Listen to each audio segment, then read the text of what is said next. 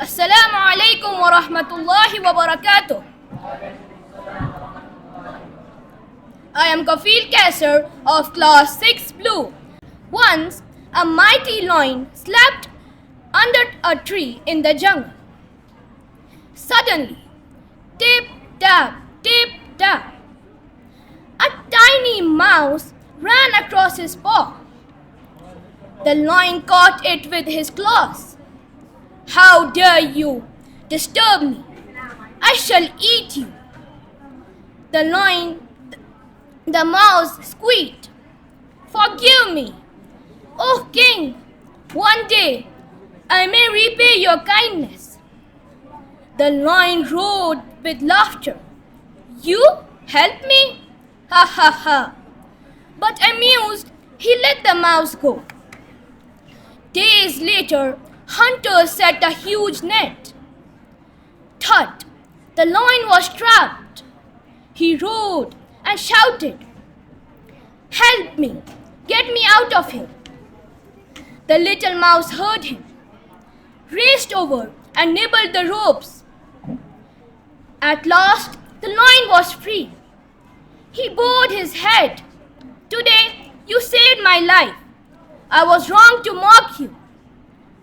The moral of the story is that no act of kindness is ever wasted, and even the smallest can help the mightiest.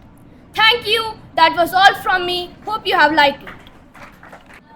I am Ayan Mehraj of class 6 Green, and today I am going to narrate a story in front of you. And the name of the story is The Boy Who Cried the Wolf. The protagonist of this story is a young shepherd boy living in a village. Every day, the boy would take his flock of sheep to graze on a nearby hill. One day, the sheep were grazing and the boy felt bored and decided to play a prank on the people of his village. "Wolf! Wolf!" he cried out as loud as he could. Listening to his cries for help, the villagers rushed to help. And when they came close, he began laughing. When the villagers realized that the boy had fooled them, they were very angry. Warning him not to play the prank again, they returned. However, the boy indulged in the mischief again a few days later. This time, two of the villagers warned the boy before returning to the village. A few days later, the villagers heard the boy's cries for help, but this time it was for real. However, the villagers were tired of being laughed at and didn't think that the boy was really in trouble. So, they ignored his cries for help, and the wolf killed and ate his sheep. So, the moral of the story is people do not believe the liars even when they tell the truth. Do not take for granted the kindness and the helpfulness of people. They might not always offer it. Hope you have enjoyed it. Thank you. Have a nice day. Fi aman Allah. I am Muhammad Suhaib from class 6 Green, and I am here to narrate a story in front of you. And the story is The Paper Menagari. Jack, who was a Chinese American boy, born to a Chinese mother and an American father. Her mother has a unique gift. She can breathe life through tiny animals she folds from paper. Origami animals that move, play, and comfort Jack as a child. When Jack grows older, he got embarrassed of his mother's accent, her traditions, and her paper animals. He desperately wants to fit in with his American peer. So he starts ignoring his mother, pretending not to understand Chinese. His mother eventually dies, leaving behind one last paper tiger to him. One day, Jack finally discovers that the paper tiger contains a hidden message to him. In that paper tiger, her mother was expressing her unconditional love and the pain she felt of being pushed away. Reading it, Jack breaks down into tears, filled with sorrow and regret for all the years he denied who he was. The moral of the story is that we should never disrespect our parents and should listen to them. Hope you have enjoyed it. Wassalamu alaikum warahmatullahi. I am Sheikh Muhammad Musa of class 6th Purple, and today I am going to present a story, a fictional story of one of the most exciting slogans of the century, the time machine. The title of the story is Alex Philby and the Rift. Once upon a time, Alex Philby, just cleaning the storeroom, found his grandfather's attic. Most people find old, dusty photos, war medals, but Alex Philby surprisingly found a time machine. It was hidden beneath the top, a brass and crystal contraption humming faintly with just a single lever labeled Engage on its sides, carved with the initials EHF. Edwin Horace Philby, his grandfather, who disappeared mysteriously in 1911.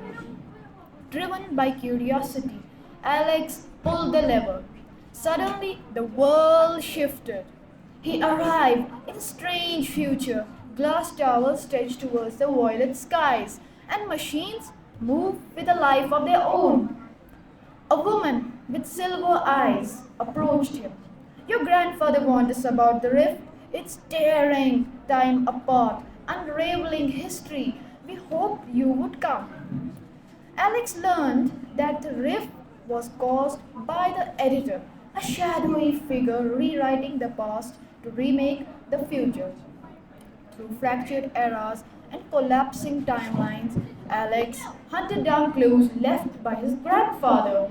In the final confrontation, instead of fighting with force, Alex appealed to the editor's lost memories, reminding him that time is built on pain, joy, and choice. The rift sealed, but Alex never returned. Time still whispers his name, and when the world feels it's breaking, a flicker in the sky, a missed heartbeat in the clock, some say it's Alex Philby standing. Watch the last guardian of time itself. Because some stories never end, they keep moving ahead. Thank you, that was all. Thank you, Musa. I am Nabil from class 6 and today I am going to present a story in front of you, and the title of my story is Value of Time. Rohan was a bright student, but he had one bad habit. He always delayed his work. I will do it tomorrow, he would say whenever his parents reminded him to study or finish his homework. His friend Aman, on the other hand, always managed his time well. He studied a little every day, completed his work on time, and still had time to play in the evening. One day, the teacher announced a surprise test. Aman was ready and wrote all the answers confidently, but Rohan was confused. He had not studied at all. When the teacher returned them the test papers, Aman had scored full marks, and Rohan felt sad and ashamed. From that evening, Rohan promised his parents that I will never waste my time. From that day, Rohan started planning his day, doing his work, and using his free time wisely. Moral of the story is time is valuable. Once lost, it cannot be regained. Thank you. I am Muin of class 7th Blue, and today I am going to narrate a story in front of you. The title of the story is Don't Give Up. A long time ago, there lived a boy named Rodney in a village. He was very happy with his family, but his happiness could not last for long. Rodney and his fellow villagers faced a severe drought. They desperately waited for the rains, but with no luck. All the crops, land, and even trees dried up. The cattle started dying. As there was no rain, the stream was drying up slowly. One night, during a meet with the villagers, Rodney said, "Friends, we all have heard the tales from our grandparents about an underground river flowing through our village. Why didn't we dig and see?" All the villagers agreed and started digging. They dug for some days, but gave up soon. However, Rodney kept on digging. When some people told him to give up, he said, "God is guiding and helping my way." One day, when he had dug deep enough, he saw water. His attitude of not giving up saved the whole village. Never give up so easily, Rodney advised all the villagers. Now they are never short of water, and whenever any problem arises, they all came together and find a solution. Moral of the story is, we should never give up in any situation. This was all from me. Thank you. Have a nice day. I am Uma from 7th Blue.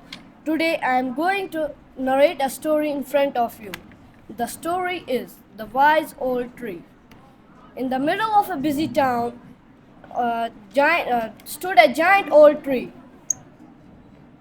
Most people passed it without a glance, but are allowed to rest in its shade. One year a terrible drought struck, drying up wells and killing plants. But strangely, the old tree stayed green and strong. Curious, Aro dug near its roots and discovered an underground stream.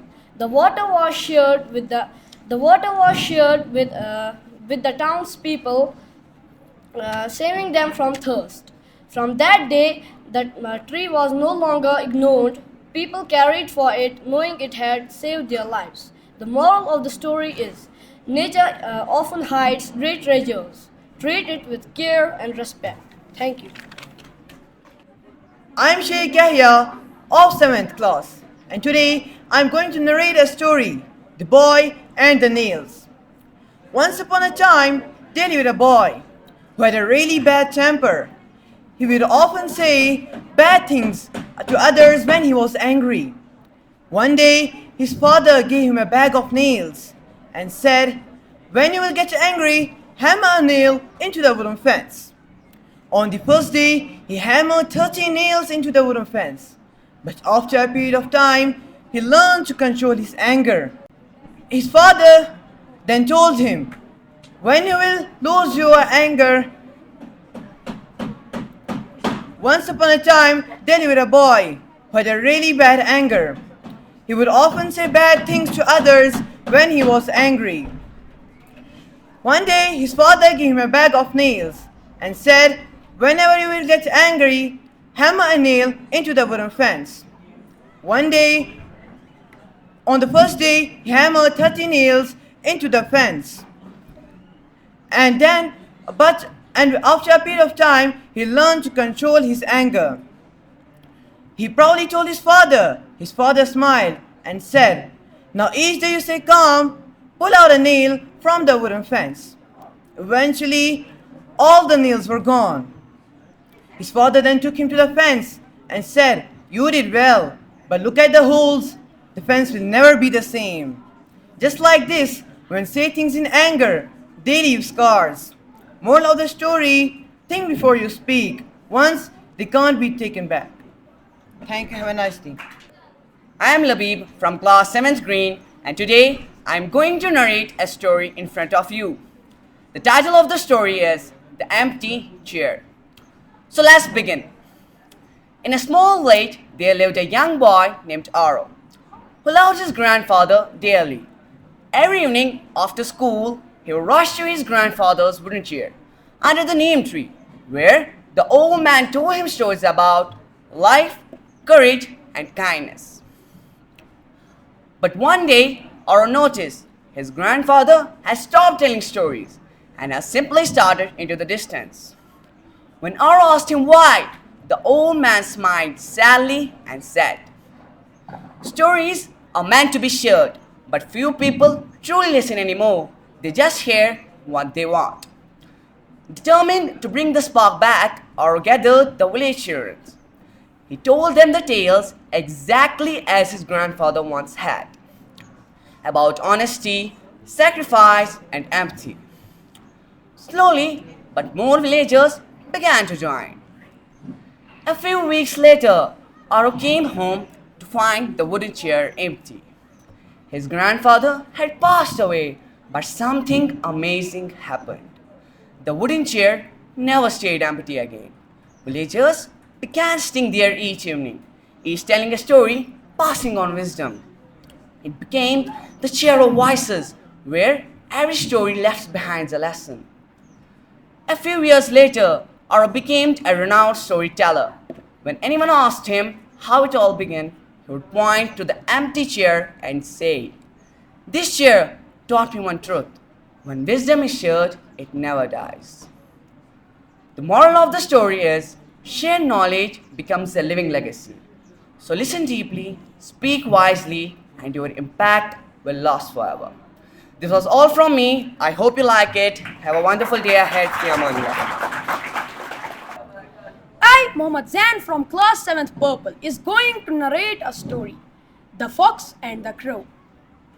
One day, a hungry fox saw a crow perching on a tree branch, holding a piece of cheese in its beak. That cheese looks delicious.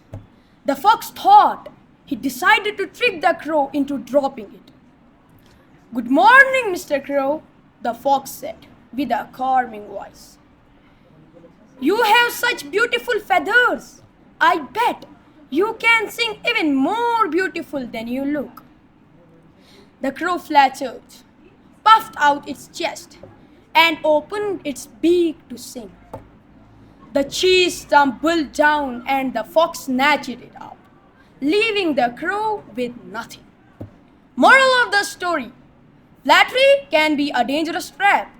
Be cautious of those who praise you excessively, especially if they want something from you in return. Thank you so much. It was all from me. Have a nice day.